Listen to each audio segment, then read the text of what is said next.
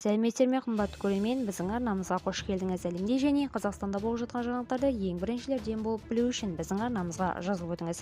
Видео астына бір дана лайк белгісін басып қойып, видеомызды жақындарыңызға таратуды ұмытпаңыз. Алайда жақсылық тарату, оны жасаумен тең ұмытпайық. Жастарға жалға берілетін тұрғын үй бағдарламасына құжат қабылдау басталды. Құжаттарды қабылдау 6 қарашада сағат 9:00-ден 12 қараша сағат 23:59-ға дейін жалғасады.